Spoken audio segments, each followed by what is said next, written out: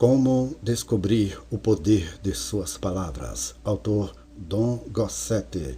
Narração Adailton de Jesus. O ano em que descobri a importância do que algumas pessoas chamam de simples palavras foi o mais duro de toda a minha vida. Todo ele foi cheio de sofrimento e problemas. Chegou o mês de agosto e no dia 15 nasceu nossa filha Jeane Michele. Foi um parto muito difícil para minha esposa. Nosso médico não estava em casa. Seu substituto, um alcoólatra inveterado, veio ver minha esposa quando ela chegou ao hospital, mas o seu desejo incontrolável de beber afastou-o na hora exata do parto propriamente dito. Minha esposa ficou na sala de parto por um longo tempo, enquanto as enfermeiras tentavam freneticamente localizar o médico. Percebi que havia alguma espécie de crise e comecei a orar de todo o coração. Finalmente encontraram o médico e Jeane nasceu. Contudo, imediatamente tornou-se visível que ela não tinha a saúde e a força de nossas outras filhas quando nasceram. O médico nos informou que minha esposa, evidentemente, sofrera uma séria deficiência de cálcio durante a gravidez. O cálcio, então, fora transferido da criancinha para a mãe, causando amolecimento e má conformação dos ossos nas mãos e nos pés do nenê. Ele nos disse que as mãos provavelmente poderiam se recuperar aos poucos através de massagens, mas que os pés deformados, do tipo que Jeane tinha ao nascer, geralmente eram irreversíveis, mesmo com cirurgia. Além de tudo, a criancinha sofria de dificuldades respiratórias e ele não nos podia prometer que sobreviveria. Estava em condições críticas. Aparelhos de gesso foram colocados nos pés de Jeane. Ela foi posta numa incubadora por causa da respiração e uma enfermeira especializada foi indicada para fazer massagens em suas mãos diariamente. Tivemos que deixá-la no hospital e levei minha esposa para casa. Uma vez que minha esposa ainda estava bastante fraca por causa do parto, eu é que tinha de visitar o bebê todos os dias no hospital. Ficava sentado ao lado da incubadora, observando como ela dava pontapés com os pés, batendo os aparelhos de gesso um contra o outro. Só tinha permissão de segurá-la durante alguns preciosos momentos por dia. Por isso, passava a maior parte do tempo orando, pedindo a Deus que tocasse aquela criancinha e lhe desse saúde e força. Finalmente, pudemos trazer Jeane para casa. Era de partir o coração, ouvi-la batendo com os aparelhos de gesso quando mexia os pezinhos. Parecia que Deus dera permissão a Satanás para testar a nossa fé e dedicação até os limites extremos de nossa capacidade. Durante esse período, minha esposa foi atacada de febre reumática. Nosso médico nos informou que sua enfermidade fora causada pela mesma deficiência de cálcio que provocara os pezinhos deformados do nosso bebê. Tive que abandonar o campo do evangelismo e dedicar o meu tempo cuidando de minha esposa e nossos 3 filhos.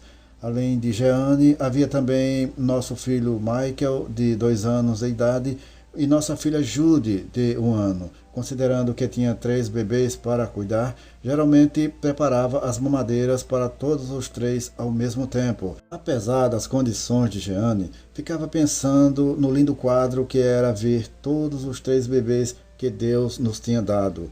Durante esse tempo, nossos problemas levaram minha esposa e eu a nos aproximarmos mais do que nunca do Senhor. Estudávamos a Bíblia extensivamente e líamos muitos bons livros edificantes, folhetos e revistas. Algumas semanas depois que a trouxemos para casa, os pés de Jeane já tinham se desenvolvido tanto que chegou a hora de retirar os aparelhos e substituí-los por outros maiores. Quando o Dr. Graham, nosso médico habitual, retirou os aparelhos, os pés de Jeane estavam perfeitamente normais. O Dr. Graham nos disse que nunca tinha visto um caso no qual pés assim mal formados tivessem sarado completamente. Na verdade, ele disse, ela não estava em boas condições quando nasceu e não havia muita esperança que sobrevivesse. Agora está completamente boa. Os 2 pés estão perfeitamente normais. Sua respiração não tem problemas. Tudo o que posso dizer é que estou confiante com o que aconteceu. Embora soubéssemos que tínhamos presenciado um milagre, estávamos tristes porque minha esposa continuava sofrendo de febre reumática. Ela havia piorado muito e sofria dores cruciantes dia e noite. Parecia que nosso bebê milagroso perderia a mãe. Passaram-se semanas e eu não tinha nenhuma renda. Hipotequei nossos móveis, mas o dinheiro se foi rapidamente. Por causa de suas condições, não podia deixá-la sozinha e não tinha dinheiro para contratar uma pessoa que ficasse com ela. Muitas e muitas vezes pedi a Deus que nos ajudasse a atravessar aquela situação. Numa noite inesquecível, eu lia o Salmo 27 para minha esposa, quando, subitamente, o Espírito Santo deu vida à passagem para mim. Voltei-me entusiasmado para ela e disse, querida, você ouviu? Ouvi o quê, Dom? Ela tinha permitido a mente divagar enquanto eu estivera lendo. Não podia culpá-la, estava de cama havia meses com febre reumática. Sua pele não tinha cor, seus pés e pernas estavam 2 vezes maiores que o tamanho normal de tão inchados e suas forças estavam lentas e seguramente decaindo. Apesar do fato de muitos de nossos amigos terem vindo visitá-la para orar por ela, não havia nenhuma melhora permanente. As perspectivas eram tão negras que eu temia que o anjo da morte estivesse à nossa porta. Estávamos realmente passando por uma prova de fé. Naquela noite, enquanto ela me olhava interrogativamente, pulei de minha cadeira, repetindo o primeiro versículo do Salmo 27. O Senhor é a fortaleza da minha vida. Quando estas palavras criaram vida diante de mim, abracei minha esposa e disse novamente, querida, você ouviu esta passagem? O Senhor é a fortaleza de sua vida. Ela repetiu calmamente aquelas palavras em voz alta. O Senhor é a fortaleza da minha vida. Enquanto o Espírito Santo concedia vida àquelas palavras para ela, o olhar apático sumiu de seus olhos e com uma vibração que não ouvia há muito e muito tempo, ela exclamou, sim, eu estou entendendo. O Senhor é a fortaleza da minha vida. Uma alegria que eu não sentia há muito tempo tomou conta de mim. Mal podia me controlar enquanto exclamava, querida, se o Senhor é a fortaleza da sua vida, então você não tem de ficar deitada nesta cama. Você não precisa continuar fraca e doente. Em nome de Jesus, levante-se e ande. Levantar e andar depois de todos estes meses na cama? Seu rosto parecia perplexo. Então, confiantemente, levantou-se devagar. Percebi uma expressão de fé substituir a dúvida e o desespero em seu rosto.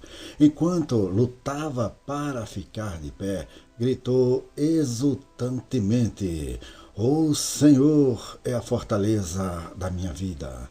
Pude ver claramente que sentia dores como sempre e que seus pés ainda estavam inchados quando os colocou no chão. Mas agora esquecera-se de si mesma, não agia pelo que estava sentindo, pensava e se apoiava na palavra poderosa e infalível, e agora exclamava com ousadia, o Senhor é a fortaleza da minha vida, reivindicando a força divina para curar o seu corpo enfraquecido. Saiu da cama enquanto atravessava o quarto sem vacilar. Continuou repetindo alegremente, o Senhor é a fortaleza da minha vida. O Senhor é a fortaleza da minha vida. Quanto mais repetia a palavra de Deus, mais minha esposa recebia forças de Deus. bem ali, diante dos meus olhos, a dor sumiu, e o inchaço diminuiu, e a descoloração desapareceu gradualmente. 2 médicos constataram que ela foi completamente curada da febre reumática que aleja e mata. Nunca mais, daquele dia até hoje, ela voltou a sofrer dessa terrível enfermidade. Na noite em que minha esposa foi curada da febre reumática, foi que eu constatei que você recebe o que você diz. Eu creio que recebemos o que declaramos, porque Deus honra a sua palavra. E a sua palavra diz que se alguém crer que se fará o que diz, assim será com ele. Marcos capítulo 11, versículo 23. Terá o que diz. Esta é uma promessa bíblica impressionante, tão impulsionante que levou algum tempo até que eu a percebesse. Salomão disse: o que guarda a sua boca e a sua língua, guarda a sua alma das angústias. Provérbios capítulo 21, versículo 23.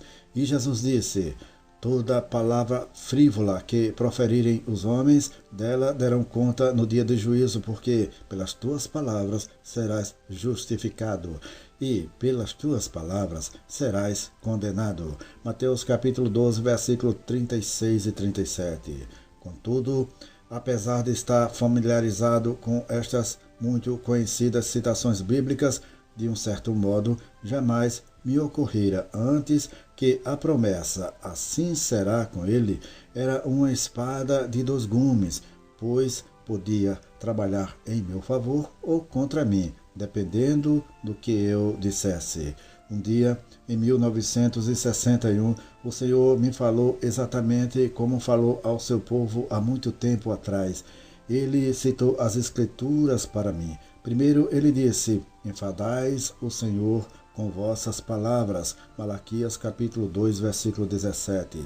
Depois me falou novamente dizendo: as vossas palavras foram duras para mim, diz o Senhor. Malaquias capítulo 3, versículo 13. Eu não podia imaginar como minhas palavras poderiam ter sido duras contra ele. É claro que eu nunca dissera nada contra o meu Senhor. Enquanto meditava sobre o que o Senhor poderia estar falando, o Espírito Santo, nosso grande mestre, chamou minha atenção para o fato de eu ter desenvolvido um padrão negativo de conversa. Constantemente, eu, naqueles tempos, usava as frases eu não posso ou eu tenho medo, enquanto a palavra de Deus me dizia eu posso e também dizia não temas. Minhas palavras estavam em desarmonia com a palavra de Deus. Eu estava discordando do Senhor. Andarão 2 juntos se não houver entre eles acordo? Pergunta Amós capítulo 3, versículo 3. Descobri que não poderia nunca andar com Deus em bênçãos, vitória e abundante suprimento enquanto discordasse da palavra de Deus. Portanto, ali estava o segredo. Eu tinha de concordar com o Senhor. Eu tinha de dizer o que Deus diz sobre a minha vida.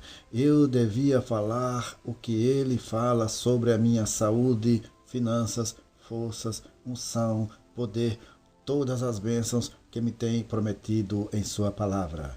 Enquanto o Espírito Santo me repreendia, também me levou a escrever em meu diário, para minha própria advertência, uma lista do nunca mais. Reproduzi esta lista no final deste vídeo. Naquela ocasião, jamais poderia imaginar que mais tarde o Espírito Santo me levaria a publicar esta lista do nunca mais em muitas línguas, partilhando-a com centenas de milhares de pessoas em todo o mundo. Louvado seja Deus! É verdade que se você crê no que está dizendo, você recebe o que você diz. Se você crê, não posso pagar minhas contas, por exemplo, você não será capaz de pagar suas contas, ainda que a palavra de Deus diga que o meu Deus, segundo a sua riqueza em glória, há de suprir em Cristo Jesus cada uma de vossas necessidades. Filipenses capítulo 4, versículo 19. Mas, se você mudar a sua maneira negativa de falar ou pensar com base na promessa de Deus de dar o suprimento, você receberá o milagre financeiro de que está precisando. Minha lista do nunca mais direi. Declare comigo neste momento a palavra de Deus. Nunca mais direi, eu não posso, pois tudo posso naquele que me fortalece. Filipenses capítulo 4, versículo 13.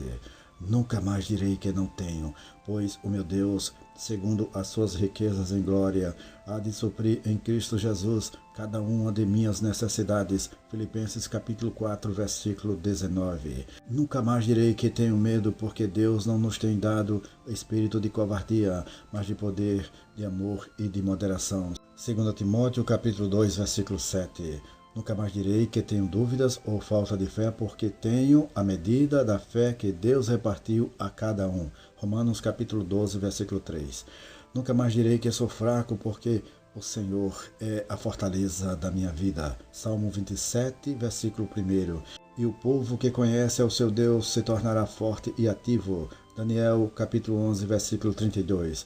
Nunca mais direi que Satanás tem supremacia em minha vida, porque maior é aquele que está em mim do que aquele que está no mundo. 1 João capítulo 4, versículo 4. Nunca mais direi que estou derrotado, porque Deus em Cristo sempre me conduz em triunfo. 2 Coríntios capítulo 2, versículo 14. Nunca mais direi que não tenho sabedoria, pois Cristo Jesus se tornou, da parte de Deus, minha sabedoria. 1 Coríntios capítulo 1, versículo 30. Nunca mais direi que estou doente, pois pelas suas pisaduras fui sarado. Isaías 53, versículo 5. E Jesus mesmo tomou as minhas enfermidades e carregou com as minhas doenças. Mateus capítulo 8, versículo 17. Nunca mais direi que estou preocupado ou frustrado, pois estou lançando sobre ele toda a minha ansiedade, porque ele tem cuidado de mim. 1 Pedro capítulo 5, versículo 7. Em Cristo estou livre de cuidados. Nunca mais direi que estou preso ou que não sou livre, pois onde está o Espírito do Senhor, aí a liberdade. 2 Coríntios capítulo 3, versículo 17. Meu corpo é templo do Espírito Santo. Nunca mais direi que estou condenado, pois já nenhuma condenação há para os que estão em Cristo Jesus. Romanos capítulo 8, versículo 1. Estou em Cristo, portanto, estou livre de condenação. Queremos saber até onde o nosso canal está chegando. Deixe nos comentários deste vídeo o nome da cidade onde você está ouvindo esta mensagem e nós prometemos colocar a sua cidade na nossa lista de oração.